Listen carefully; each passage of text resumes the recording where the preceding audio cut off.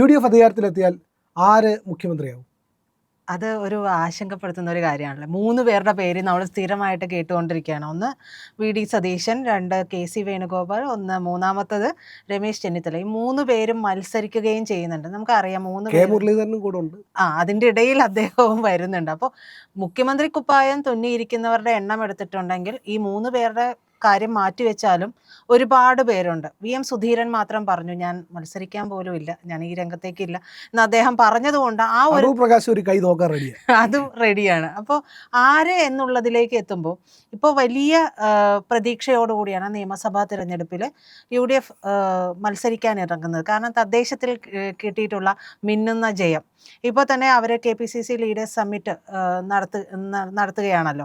അപ്പോൾ അതിൽ പ്രധാനമായിട്ട് ഇവർ ലക്ഷ്യം വെക്കുന്നത് ഇതിന് വേണ്ടുന്ന, അതായത് തിരഞ്ഞെടുപ്പ് പരിപാടികൾക്ക് വേണ്ടി ഇറങ്ങേണ്ടതിൻ്റെ കർമ്മ പരിപാടികളെല്ലാം തന്നെ ഇതിനകത്ത് പറയുകയൊക്കെ ചെയ്യുന്നുണ്ട്. അതിനകത്ത് തന്നെ പറയുന്നുണ്ട് മധ്യ കേരളത്തിൽ വലിയ മുന്നേറ്റം ലഭിക്കുമെന്ന് പറയുന്നുണ്ട്. പക്ഷേ ഇതെല്ലാം പറയുമ്പോഴും ആരെ നിർത്തി ഇവർ മുന്നിൽ നിർത്തി ഇറങ്ങും എന്നുള്ള ഒരു ആശങ്ക, ഒരു ആശയക്കുഴപ്പം അവിടെ സംഭവിക്കുന്നത്. ആ സമയത്താണ് നമ്മുടെ പ്രതിപക്ഷ നേതാവ് രാഹുൽ ഗാന്ധി പറഞ്ഞ ഒരു കാര്യം ഓർക്കേണ്ടത്. അദ്ദേഹം പറഞ്ഞത് കോൺഗ്രസിനെ തിരികെ കൊണ്ടുവരാൻ ഒരുമിച്ച് നിന്ന് പ്രവർത്തിക്കണം എന്നാണ് പറഞ്ഞത്.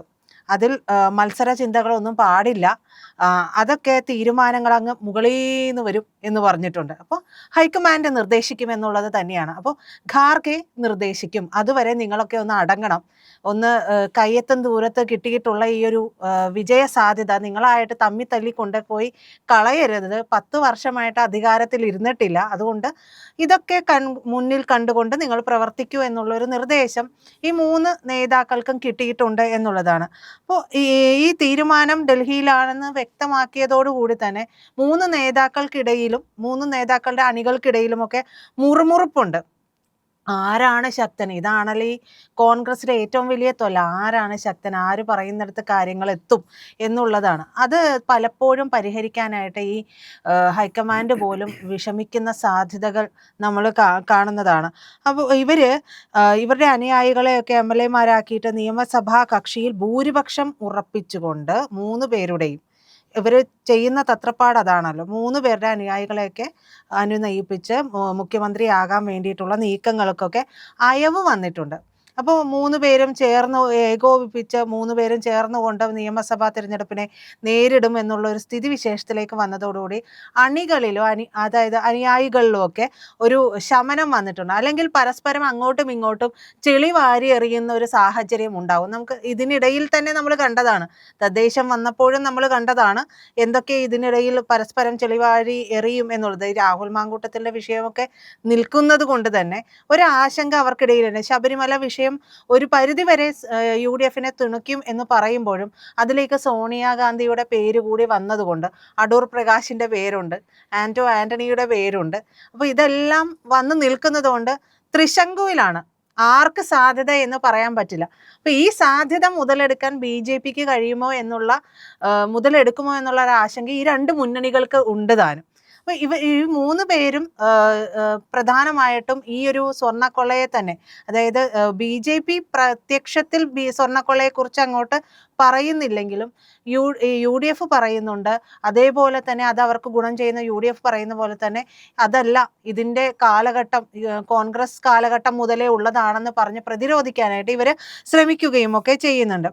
ഈ രാഹുൽ ഗാന്ധിയുടെ ഈ ഒരു ചർച്ച വന്നതിന് ശേഷം, അല്ലെങ്കിൽ ഈ ഒരു നിർദ്ദേശം വന്നതിന് ശേഷം 3 നേതാക്കളും തമ്മിൽ കാണുമ്പോൾ മുഖ്യമന്ത്രി ആരാവും, ഞാൻ ആയിക്കോട്ടെ, സതീശന് ബുദ്ധിമുട്ടുണ്ടോ എന്ന് ചോദിക്കുന്ന, അല്ലെങ്കിൽ KC-ക്ക് ബുദ്ധിമുട്ടുണ്ടോ, ഞാനൊന്നായിക്കോട്ടെ എന്ന് ചോദിക്കുന്ന ആ ഒരു തലത്തിൽ നിന്നൊക്കെ കാര്യങ്ങൾക്ക് ഒരു അയവ് വന്നത് ഈ ഹൈക്കമാൻഡിനും ഒരു തരത്തിൽ ഒരു ശ്വാസം വിടാനുള്ള സാധ്യതകൾ നൽകുകയും ഒക്കെ ചെയ്യുന്നുണ്ട്. ഇവർ ഇതിനെക്കുറിച്ച് ഇപ്പോൾ സംസാരിക്കുന്നില്ല എന്നുള്ളതാണ് കോൺഗ്രസ് വൃത്തങ്ങളിൽ നിന്ന് നമുക്ക് ലഭിക്കുന്ന സൂചന എന്ന് പറയുന്നത്. അപ്പോൾ ചില കേന്ദ്രങ്ങളൊക്കെ പ്രചരിപ്പിക്കുന്നത് പോലെ തന്നെ മുഖ്യമന്ത്രി സ്ഥാനം ഈ 2.5 വർഷം വെച്ചിട്ട് ഭാഗിക്കും എന്ന് പറയുന്നുണ്ട്.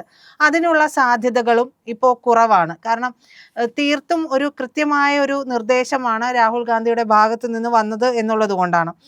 കൂടാതെ സ്ഥാനാർത്ഥി നിർണയത്തിലുമെല്ലാം ഒരുമിച്ച് നിൽക്കണമെന്നുള്ള ഒരു ചിന്താഗതി ഈ നേതാക്കൾക്കിടയിൽ വന്നിട്ടുണ്ട്. പ്രതിപക്ഷ നേതാവ് എന്നുള്ള നിലയിൽ വി.ഡി. സതീശന് പലതരത്തിൽ ഒരു രാഹുൽ മാങ്കൂട്ടത്തിലിൻ്റെ വിഷയത്തിലാണെങ്കിലും കൃത്യമായൊരു തീരുമാനം വി.ഡി. സതീശൻ എടുത്തിരുന്നു. പക്ഷേ വി.ഡി. സതീശനെ പുറകിൽ നിന്ന് തൊഴിക്കുന്ന ഒരു സാഹചര്യം പിന്നീട് വന്നു. രാഹുലിനെ എല്ലാവരും ചേർത്ത് നിർത്തുകയും ഒക്കെ ചെയ്തു. ഈ കഴിഞ്ഞ ദിവസമാണ് പി ജെ കുര്യൻ പറഞ്ഞത് രാഹുലിനെ മാറ്റി നിർത്തണം, മത്സരിക്കാൻ ഇറക്കരുത് എന്ന് പറഞ്ഞു. പിന്നീട് അദ്ദേഹം വൈകിട്ടാവുമ്പോഴേക്കും അദ്ദേഹം ആ തീരുമാനം മാറ്റി പറയേണ്ട ഒരു അവസ്ഥയുണ്ട്. അപ്പോൾ രാഹുൽ മാങ്കൂട്ടത്തിൽ പക്ഷം അതാര് പിന്തുണയ്ക്കുന്നു, അപ്പോൾ രാഹുൽ മാങ്കൂട്ടത്തിനുള്ളൊരു പിന്തുണ കൂടുതലായിട്ട് വരികയോ ഒക്കെ ചെയ്യുന്നത് കൊണ്ടാണ് ആ ഒരു സാഹചര്യത്തിലേക്ക് വരുന്നത്. അപ്പോൾ ആരാണ് ഇതിന് പിന്നിൽ കളിക്കുന്നത്, രാഹുൽ മാങ്കൂട്ടൽ പക്ഷത്തിന് ആരാണ് തുണ നിൽക്കുന്നത് എന്നുള്ളൊരു സാഹചര്യം അവിടെയുണ്ട്. പക്ഷേ ഈ പറയുന്നത് പോലെ സതീശന് ഈ ഒരു സാഹചര്യത്തിൽ മുഖ്യമന്ത്രി സ്ഥാനം ലഭിക്കുമോ എന്നുള്ള ഒരു ആശങ്ക അവിടെ നിൽക്കുന്നുണ്ട്. കാരണം ആദ്യഘട്ടത്തിൽ ഈ എടുത്ത തീരുമാനങ്ങൾ എല്ലാം തന്നെ സതീശനെ തുണച്ചെങ്കിലും പിന്നീട് ഇവരെല്ലാവരും രാഹുൽ മാങ്കൂട്ടത്തിൻ്റെ തലയിലേറ്റ് നടക്കുന്ന കാഴ്ച കൂടി നമ്മൾ കണ്ടു. അതോടുകൂടി സതീശന് പാരവയ്ക്കുന്നത് ആരാണ് എന്നുള്ളത് കേരള ജനതയ്ക്ക് കൃത്യമായിട്ട് മനസ്സിലാവുകയും ഒക്കെ ചെയ്തിട്ടുണ്ട്. ദീർഘകാലം കോൺഗ്രസിൻ്റെ ഉന്നത നേതൃനിരയുടെയും ഭാഗമായിരുന്നയാളാണ് രമേശ് ചെന്നിത്തല. രമേശ് ചെന്നിത്തലയും ഒരു കൊട്ട് കോൺഗ്രസിനിട്ട് കൊട്ടിയിട്ടുണ്ട് ഈ ശബരിമല വിഷയത്തിൽ. അങ്ങനെ അന്വേഷണം ഉണ്ടെങ്കിൽ അടൂർ പ്രകാശിനെതിരെയൊക്കെ അന്വേഷണം വരണമെന്ന് ചെന്നിത്തല പറഞ്ഞതിന് പിന്നിൽ ഞാനും പിന്മാറാൻ ഒരുക്കമല്ല എന്ന് തന്നെയുള്ള ഒരു സൂചനയാണ് കൊടുത്തിട്ടുള്ളത്. അതായത് ചെന്നിത്തല അടങ്ങുന്നില്ല എന്നുള്ളത് തന്നെയാണ്.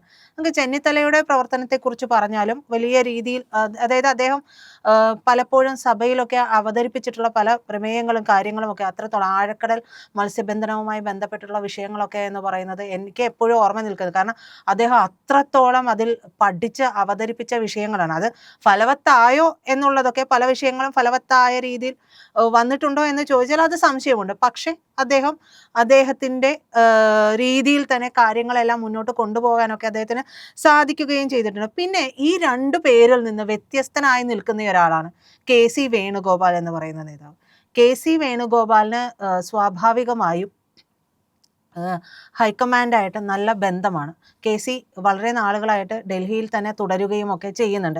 അപ്പോൾ കെ.സി. വരില്ല എന്ന ഉറപ്പിലാണ് സതീശൻ ഇവിടെ പല കാര്യങ്ങളും ചെയ്തുകൊണ്ടിരുന്നത്. പക്ഷേ പെട്ടെന്നാണ് കെ.സിക്ക് വേണ്ടിയിട്ടാണ് എന്നുള്ള രീതിയിൽ പലതരത്തിലുള്ള രാഷ്ട്രീയ നീക്കങ്ങളും മാറ്റങ്ങളും ഒക്കെ നമ്മൾ പിന്നീട് കാണുകയും ഒക്കെ ചെയ്തു. അപ്പോൾ തന്നെ മാധ്യമങ്ങളെല്ലാം പറയുന്നുണ്ട് മുഖ്യമന്ത്രി കസേരയ്ക്ക് വേണ്ടിയിട്ട് കെ.സി. വലിയ രീതിയിലുള്ള ചരടുവലികൾ തുടങ്ങിയിട്ടുണ്ട്. അങ്ങനെയെങ്കിൽ ഏറ്റവും കൂടുതൽ ഹൈക്കമാൻഡ് നിർദ്ദേശിക്കാൻ ഒരു പേര് വരാനുള്ള സാധ്യത എന്ന് പറയുന്നത് കെ.സി. ആയിരിക്കും എന്ന് പറയുന്നു. പിന്നീട് അതിൽ നിന്നൊരു മാറ്റം ഉണ്ടാകുന്നു. ഹൈക്കമാൻഡ് അല്ലെങ്കിൽ രാഹുൽ ഗാന്ധിയുടെ ഭാഗത്തു നിന്നൊക്കെ ആണെങ്കിലും അത്തരത്തിലുള്ള ഒരു തരത്തിലുമുള്ള ഒരു നീക്കവും ഒന്നും അതായത് ഒരു പ്രതീക്ഷ നൽകുന്ന തരത്തിൽ, കെ.സിക്ക് ഒരു പ്രതീക്ഷ നൽകുന്ന തരത്തിലുള്ള സ്റ്റേറ്റ്മെൻറ്റ്സ് ഒന്നും വരുന്നതായിട്ട് നമ്മൾ കാണുന്നില്ല. അപ്പോൾ അത്തരത്തിൽ കെ.സിയും അവിടെ നിൽക്കുന്നുണ്ട്. പക്ഷേ ശക്തൻ തന്നെയാണ് കെ.സി. വേണുഗോപാൽ. അപ്പോൾ ഇവർ മൂന്ന് പേരെയും പ്രധാനമായും എടുത്തു നോക്കിക്കഴിഞ്ഞാൽ ഈ അടൂർ പ്രകാശൊക്കെ ഉണ്ടെങ്കിൽ പോലും അടൂർ പ്രകാശിൻ്റെ പേര് ഈ ഒരു സ്വർണ്ണക്കൊള്ളയുമായി ബന്ധപ്പെട്ട് നിൽക്കുന്നതുകൊണ്ട് ആ ഒരു പേര് ഉയർന്നു വന്നിട്ടുണ്ടെങ്കിൽ ഏത് രീതിയിൽ നിയമസഭാ തിരഞ്ഞെടുപ്പിൽ ജനങ്ങൾ പോളിംഗ് രേഖപ്പെടുത്തുമെന്നുള്ള ഒരു ആശങ്ക സ്വാഭാവികമായും കോൺഗ്രസിനൊക്കെ ഉണ്ട്. അപ്പോൾ ഈ മൂന്ന് പേര് തന്നെയാണ് അതിശക്തന്മാരായിട്ട് മുഖ്യമന്ത്രി സ്ഥാനത്തിന് വേണ്ടി കുപ്പായം തയ്ച്ചു വെച്ചിരിക്കുന്നത്.